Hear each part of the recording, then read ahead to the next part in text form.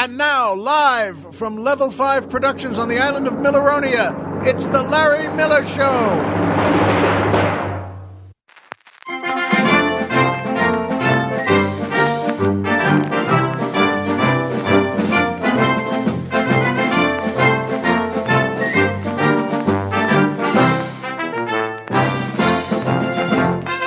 Good evening, Mr. and Mrs. America, and everyone who's always wanted to make his own house key.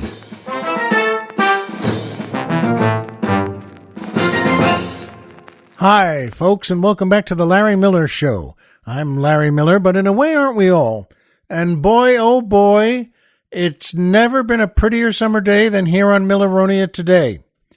And I know, I create the weather here, and I punish people who don't do a good job at it. I know, but it's still worth saying thank you, because they do a great job. Today is gorgeous here, and the Colonel and I and our doggies here and my wife are in, we love being on Milleronia. True, I love stately Miller Manor back on the mainland, but boy, we have a gorgeous house here too, and everyone is so friendly. And, of course, they'd better be, but I don't know why I enjoy so much making things, suddenly very cruel. But you know what? It is gorgeous here, and it's wonderful to be here every day. And it makes me happy, as, of course, the music makes me happy. That's the Alfred E. Newman Orchestra and the Butterfly McQueen Dancers, featuring boy tenor Brad Simpson asking the musical question, since musicals are largely a thing of the past, are there any triple threats in Hollywood today? And was there ever a quadruple threat? Wow, good question, Brad. Let me just let you know, folks, that in case you don't know those phrases, a triple threat was really big and important in Hollywood since the beginning, and especially through the 30s, 40s, 50s, and especially those days, because a triple threat was someone, man or woman, who could act and sing and dance. And boy, those studio heads really put them to work learning those things. They were all talented, but boy, they could really hoof when they needed to. And that's a triple threat. And then, as Brad said here, and was there ever a quadruple threat? And the Colonel and I both thought, what would that be? I mean, what would be the fourth one? Sword fighting, knitting, throwing pies, or catching them? I could do that, by the way. I think you could too. And then eat them. But you know what? I mean, who did four? Elvis sang and acted and danced and played the guitar, and that's four. That's a four. Chico Marx, the great Chico Marx, was a wonderful comedic actor, played the piano beautifully, but I don't remember him dancing. Frank Sinatra, of course, was a great singer and actor and dancer. And Barbra Streisand, boy, oh boy, I think she had four that, the great singing, acting, dancing, and she could play musical instruments everywhere, couldn't she? And Bette Midler, too. She was great at those four things, too. And we both agreed, the Colonel and I, that Bernadette Peters does four. And, what a talent. She acting, singing, dancing, and Colonel Jeff says he thinks she played a great ukulele in The Jerk. And Prince, by the way, he acted and sang and danced and played guitar in Purple Rain. So there are folks who do all sorts of things, 2, 3, and 4 of them. Kevin Bacon, Gary Sinise, and Prince all do lots of things. And, by the way, Steve Martin acts and sings and dances and plays a terrific banjo, as I'll bet you knew. And by the way, I opened for Bernadette Peters in one of the great hotels and one of the great casinos in New Jersey, in Atlantic City. And it was just terrific. And she's great. Wow. What a talent she is. And she's fun to be with. And she's gorgeous, by the way, in case you hadn't noticed that. But you know what? Good question, Brad. That since musicals are largely a thing of the past, are there any triple threats in Hollywood today? And was there ever a quadruple threat? Yes, sir. Colonel Jeff and I are both triple threats.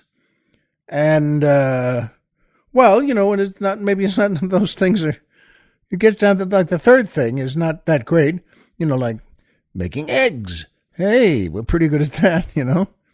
And I am, by the way. But you know what? Was there ever a quadruple threat? Yes, there was. And yes, there are. Good question, Brad. And it's good to mention now Alfred E. Newman and a tip of the hat to Butterfly McQueen. Butterfly McQueen, a great actress. Wow. She was terrific. You know her from a lot of movies. The Colonel just saw her, by the way, in a classic, Mildred Pierce. And speaking of classics, her first movie part was in a little thing called Gone with the Wind. She played Prissy, and it's a good part, and she was terrific in it. And she didn't just pass away. This is not an obit for her. But as I mentioned, Colonel Jeff just saw her in a good part in a good movie, and it reminded him of her. And I met Butterfly McQueen on the M17 crosstown bus in New York at 79th Street, and I was heading off to the comic strip to go to work. I just started as a comedian, and I'm on the bus, and I looked over, and sitting in a seat there on the other side, I thought, well, for crying out loud, that's Butterfly McQueen. And I just walked over and said, pardon me, are you Butterfly McQueen? And she smiled and said yes, and I told her the truth. You're great in everything you do. And I just started. I'm a comedian, and I think we both know a good crosstown bus in New York.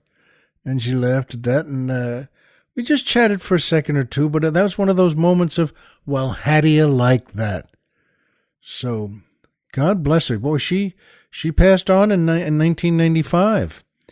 And I bet God is saying the best things about her, too.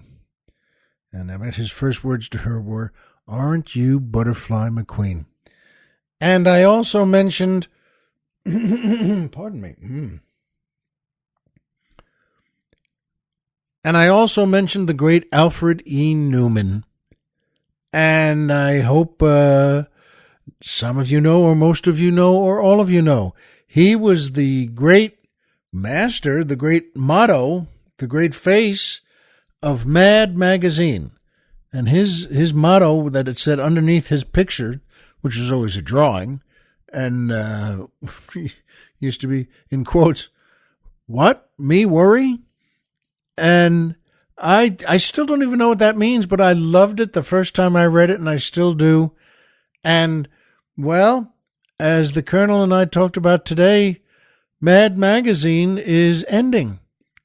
They were great for so long. 1952. That's 67 years. And just wonderful stuff. I used to love their movie satires. They were so clever, so smart and funny. They're good comedy writers. And Spy versus Spy, and so many things where you folded the back cover in 3 pieces, and then it looked like something. It looked like another thing that they drew in there. It was always great. And I think I really got to know it in what was known as, I think, the height of their fame. They got 2 million readers a month. And boy, I was one of them. So you know what? They tried all sorts of different ways. They tried this way and that way just to, well, get interest together again. But this was the era, as you know. Nothing wrong with that, but for the last 10, 20 years, more or little, that, folks from 12 years old and 15 years old and 20 and 30 and all ages, but they were already doing different things. They were already looking at different things on the internet and different kinds of comics and books and things like that. And that's the way it goes. So to all those fellas, Alfred E. Newman, headed by Alfred E. Newman, and what they always used to call slyly, and the usual bunch of idiots. They always called themselves things like that. But they sure weren't idiots, were they? They were great. And I hope you know that too. And that brings me to my favorite part of the show, the joke of the week. Boy, this is always fun. I love passing on a good joke. And the Colonel and I both liked this one. There's an older fella who was very rich, very wealthy, and he's 85 years old. And he was in good health. And boy, he had zillions of dollars.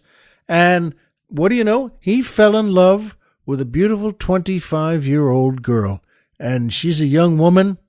And he loved her. And she loved him. And they got married. And she asked him if it was okay beforehand that, she wanted separate bedrooms because she didn't want him to get too nervous or excited about them sleeping together. And she was looking out for him. And he said, you know what? That's a good idea. And they, after the wedding, they go to their house that he had built just for them. And sure enough, they have 2 rooms. And she just turns the covers down in the bed and gets into the bed. And so right there, knock, knock, knock. And she gets up and opens the door, and it's her new husband. And she says, hi, Albert. And he says, hi, Jenny. And she says, come on in. And he comes in, they close the door, and they both get into her bed, and they do what newlywed couples do. And everything went fine. It was just terrific. And he says afterwards, he smiles at her in the bed there and says, you know what? That was wonderful. And thank you, and I'm awfully glad we're married. And you know what? I think you're right. I'll just head out now and go over to my room down the hall. And I think that's probably a pretty good idea. And she said, thank you, Albert. And he does, and opens the door. He said, stay there in the bed. He opens the door and closes it. And she's happy. She smiles and says, how do you like that? That was very good. And, God bless him, he was terrific, too. And just a couple of minutes later, there's another knock, knock, knock, knock, knock. And she said, what in the world? And she gets out of bed and opens the door. And it's Albert again, her new husband. And he looks wonderful. And he looks spry and full of energy. And he says, can I come in? And she says, sure. And he comes in. She closes the door. And, they do it again. He's as happy as could be. And he's ready and for Freddie, as they used to say. And so is she. And they do it again. And, oh, boy, she's really got to hand it to him. And afterwards he says, wow, I just love you. And thanks. I'm going to head back to my room. Okay. And he does that, walks out the door and closes it. A few minutes later, don't you know, comes again that knock, knock, knock, knock, knock. And she, what in the world? She opens the door. And there he is again. And he's ready again and happy again and excited again and energetic again. And, he and she do what newlyweds do, what men and women do. And she says to him, she's out of breath now. And she says to him, Albert, I have to tell you, this has all been wonderful. I mean, I love you anyway, but to be honest, I've known young men who only do this once, and they're not even that sure about what they're doing. And here, you do this 3 times. And he says, you mean I've been in here already? I hope you like that. We got a kick out of that. So he's wonderful. He's a great new husband, and he's got every dollar in the world, and he loves his new young wife. And, he may not have the best memory in the world, but so what? So what, folks? Anyway, if you like that, pass it on. There's nothing like keeping a good joke going. And that brings me to my second favorite part of the show, the Poetry Corner.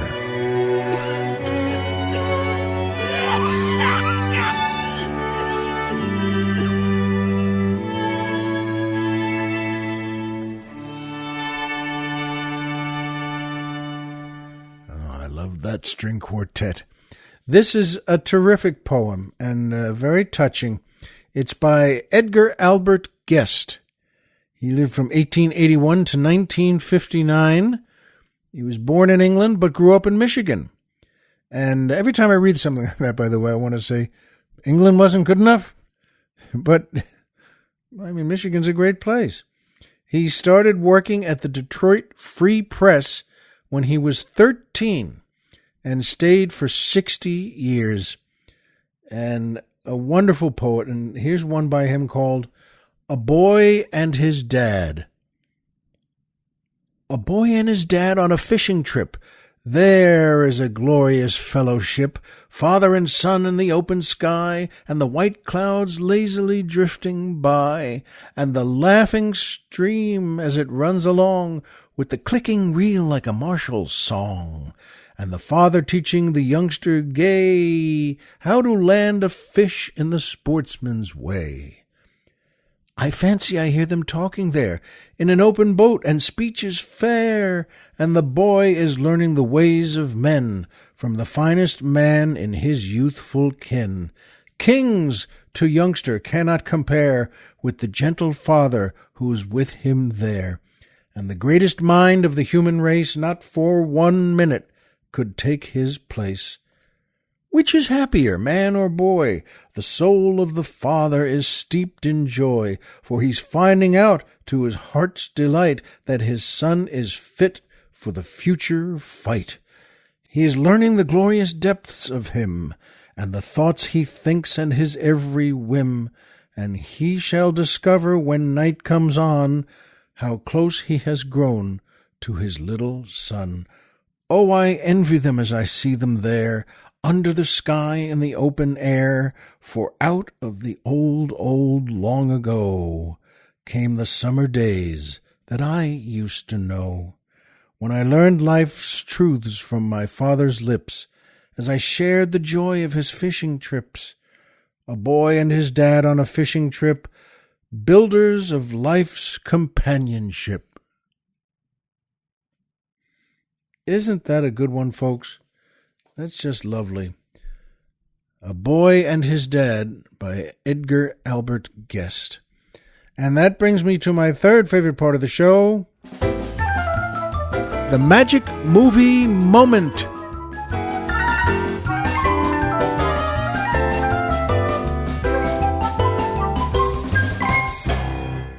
Oh, this is a good one too, folks. I remember I saw this movie when it first came out in 1970.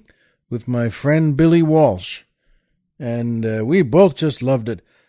Kelly's Heroes, directed by Brian G. Hutton, starring Clint Eastwood, Telly Savalas, Don Rickles, Donald Sutherland, Gavin MacLeod, Jeff Morris, Stuart Margolin, Harry Dean Stanton, Carl Otto Alberti, whom you know, and it's a terrific movie. It's got good drama in it.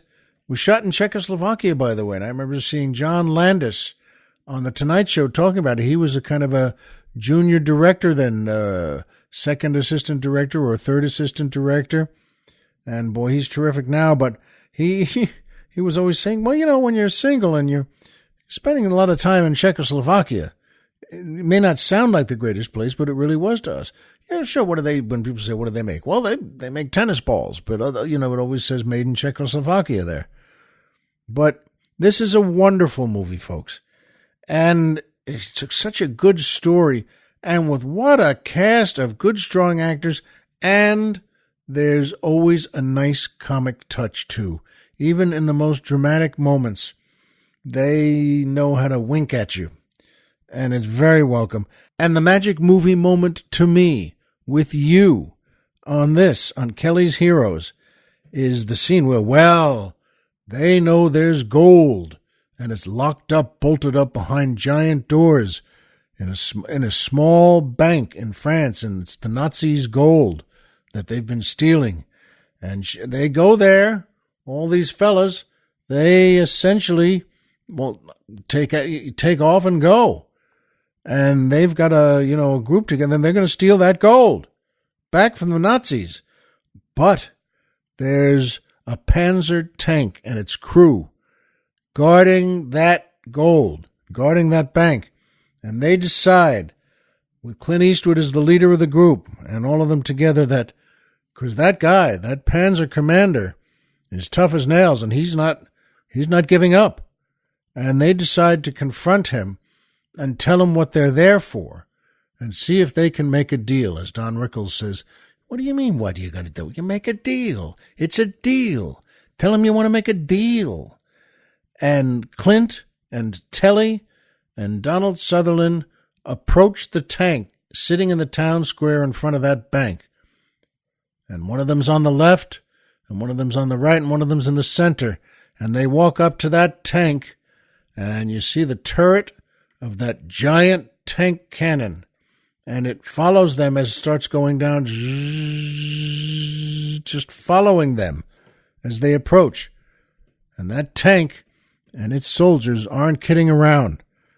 And sure enough, the tank opens when the fellas stop about 10 feet away. And who gets out? Some of you've seen 1,000 times. Carl Otto Alberti. He's a terrific actor. And he's been, well, I suppose you could say he was typecast for a while as, well, if you needed a good Nazi soldier. And this guy, boy, you could put a scar on him, and he had blonde hair and blue eyes, and he had kind of that round face.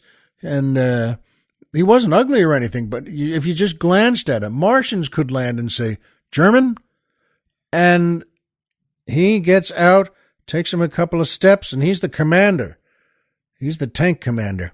And he steps down first onto one level of the tank, then on another level of the tank, and then he jumps down onto the ground. And he walks over to them and says, and it starts the meeting there, what do you want? And they tell him that, you know what? Clint Eastwood says, do you know what's in that bank? He doesn't know, I don't care, I've been ordered to guard it. And Eastwood says, it's gold. He tells them everything. He tells them that that's gold, and that guy's face reacts and changes. He's suspicious. They're enemies. But he hears that word gold, and he said, gold, I thought it was just this. I thought it was just tools for this or that. And that's when Sutherland has a great line. He says, oh, no, baby, that's gold. That's real gold. And they talk for just a little bit, and Eastwood says to him, so the point is, all you have to do right now to get a full equal share is to turn that turret around and blow a hole in that door. And you see the German's face just reacting. And then it's great movie making, because then it's a cut to the door and just boom. It's wonderful movie making. It's good storytelling. And he just blows that door off. And sure enough, they get in there, and right in the center of that first room in the bank there, just piles of wooden boxes holding bars of gold. And they give, they made a deal. And they give everybody's, starting to unload it and to put it on their truck and on the American side. And for this guy, they give him all that they promised. And they give him a full share. And that's a lot of money. That's, he was going to get, that's like $2 million in gold bars. And he comes back into them, and he goes to Eastwood and says, he's breathing hard, because just to get that gold in a tank. And he says, yes, thank you, we are now done. And I would leave. And Eastwood nods and says, all right, well, you did a good job. And the Carl Otto says, thank you. And he salutes him like one officer to another, but he salutes him first. He gives the Nazi salute. It's another good movie moment. He gives the arm shot up in the air, the right arm, and there's a look on Eastwood's face, and then back to Carl, and he realizes, and he just thinks for a second, and he lowers the right arm and salutes like an American. He just salutes Eastwood that way. And Eastwood nods and smiles, and they did good business together. It's a wonderful movie, and that scene always appealed to me, especially as Sutherland saying, oh, no, baby, that's gold. Folks, if you haven't seen it, see it. Kelly's Heroes from 1970. A great director, a great cast. Good Lord. And you know what? If you have seen it, see it again. I'd like to see it myself. Whew. I wish I could go see it with Billy Walsh again. But that's what you want, you know. And I had something happen today twice that was just, well, I was in my own Panzer tank, so to speak. My car, my new car, my 2-month-old car. And I today went to, there's a clinic and they fix you up and you work on some of the health thing. How's your head doing? Well, it feels fine. No, the inside of the head. How's that doing? And as I went out afterwards, I had a session there, and after an hour, I went back out to the parking lot, and they're always great over there. It's a terrific group, all the valet guys. I never need a ticket. They always just go get my car, and I was standing there, and it just takes about 30 seconds, in fact. I was just glancing. I smiled at there's a new mother and a new father and their little baby in the carriage, and that's a new baby. That was, well, I know if you had a couple, or you know what a 5-month-old baby looks like. And they were a terrific couple, and they just nodded and smiled. And there comes my car. So I picked up my backpack and just went over there, and the driver kind of, just dotted away. He didn't stay around. I always give them a tip, and I said, well, that's kind of funny, but well, it's close to lunchtime there, so I guess the people are piling up and they need their cars. So I said, all right, and I opened the door, the way I always do, the left rear door, and to put my backpack in. And I said, I just glanced, and the rest of the back seat, it's clean, the way I keep my car, but there's something in there like some kind of unit that looked like plastic with tracks on it for holding something. And I said, what in the world is, I don't know what, I don't have a, what? And I look at the car, it's my car. And I glanced again, and then I pulled back out, and I thought, what in the world? And I just walked around to the back. It's not my license plate. It's someone else's license plate. And folks, I'm telling you, this is my car, the exact car, 4-door, white. It was an Audi and a black interior and the same model, same everything. And I mean, the exact car. And I thought, well, how do you like that? How often does that happen? The answer is never. It's never happened to me. I don't know if it's happened to you, but I mean the exact car.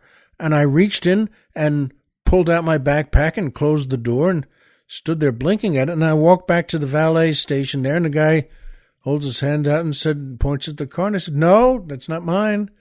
And he's a little puzzled, and he picks up the hand radio and calls again for my car. And do you know, it's the couple with the baby. They walked over and they got in the car, and father collapsed the baby carriage and put it in the trunk the way you do. And I'm telling you again, the exact car, everything, and in perfect shape too, everything, just the way I keep it, just clean and shiny. And that's what that track was for in the back seat. They put that baby's seat on it and click it in and tie it in and all the things I remember, and off they go. Well, how do you like that? That just doesn't happen, and it just happened to me. And then, well, can you imagine just before getting together with Colonel Jeff, I was going to have an early dinner, and it's been so hot, even here on Milleronia, and I mean so hot, 90s hot, over 100 hot, and just crazy hot. And I thought I'd go just get in my car and go grab a bite. There's a little place that Colonel Jeff and I like, a little Japanese joint, and they make very good food. And it's a friendly place to sit. It's not a formal thing. And I sit there, and there's afterwards I was feeling crazy, so I decided to there's a place just a few doors away, just a few. And it's a small mini mall, and it's a donut place, and they make fritters. I like fritters. I love them. They make an apple fritter and a blueberry fritter. And I thought to myself, I want an apple fritter. Not the whole thing, but I just want a third of it or a half of it. And I go in there, and there's a young mother with her daughters, 6 or 7, and they're just finishing up. And the mother got a big pink box of donuts and gave the daughter something that she got for the daughter, a creamy thing that's half a donut or something. And they head out the door, and I got my fritter, and I sit there and just glancing out the front window. And the mother and daughter go over to, there's a car right out front. Their car is there. It's a new car, a nice one of those Range Rovers. And those are pretty good cars, and they're not cheap either. And this is black, 4-door, and new. They had the brand new license plates on it, and the brand new sticker in the window that says new car. And the mother started to open things up and put the donut box on the front hood, and just goes there and something. She said, what in the world? It's not working. Her key's not working. And the daughter's just standing with her, because as you should tell your daughter, just stand here, don't wander away. So it's the mother and the daughter standing there, and the mother's not overreacting. She's just, what in the world? And folks, she looks up, and just on the other side of the car, the right side of the car, and I followed her vision, and I looked over too, the exact same car again in the same day. And I mean 4-door black Range Rover with the same optional headlights and the same stickers on it and the same new car license plates. And I thought, what she thought, how do you like that? Right next to each other, she picks up the box of donuts and daughter by the hand and walks her in front of the car, and then over to the other car, which is in the next spot. What are the odds of that? She opens that car, which of course now opens, and the little girl scampers into the back seat, and the mom makes sure she's got her seatbelt on and things like that, and then picks the donut box off the hood the way she had it on the first car, and puts that in the front, gets in, and drives off.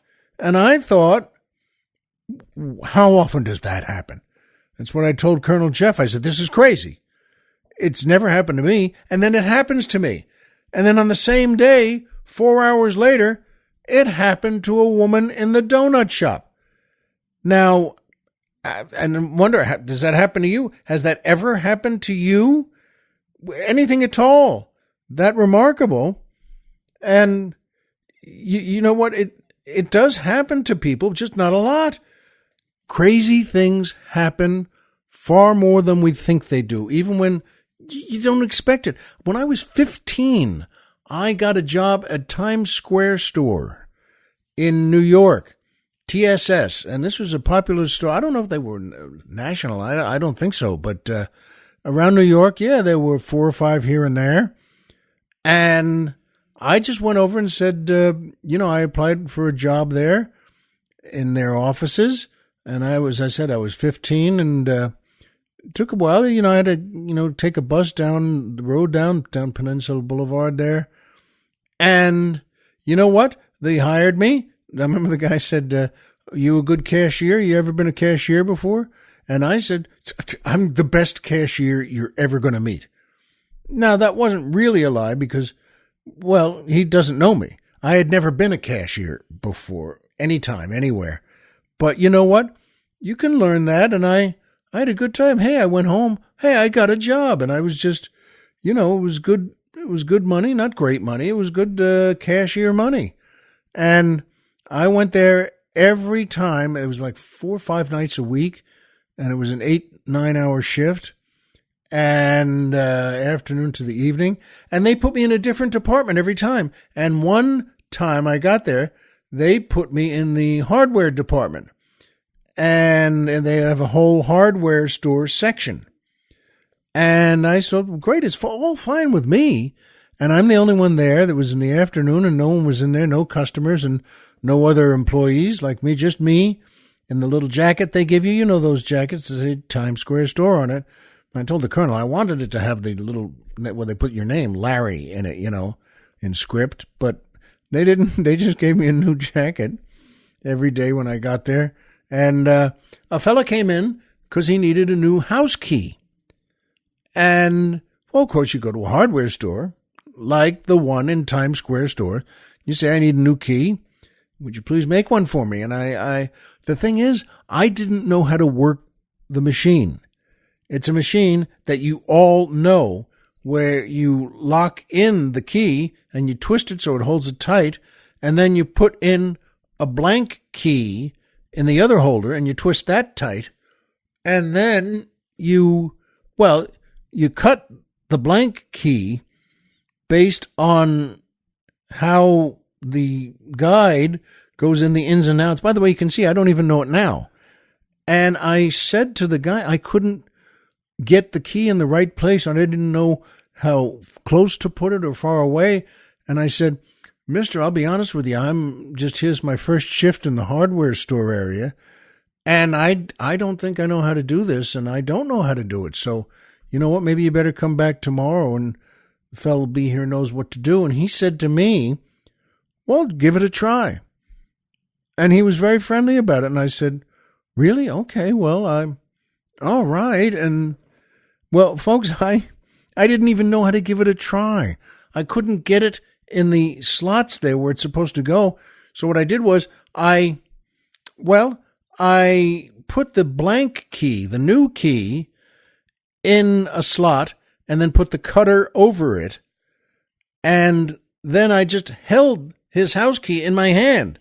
I held it up just about a foot, it's in front of your eyes. So you're just eyeballing it. And I would I'd look at the key I was cutting and then just glance back at the house key. You're looking, you do that too. You're looking at your left hand and then you're looking at your right hand. And I don't know what I'm doing. And I finished it. And he said, I took the keys out. I kind of blew at it a little just to get the dust off that. And he looked at them both, and he'd look from one to the other, and he'd say, I'll be honest with you. I think you did it. And I said, what? That's amazing. I don't know what I did. He said, I'm telling you something.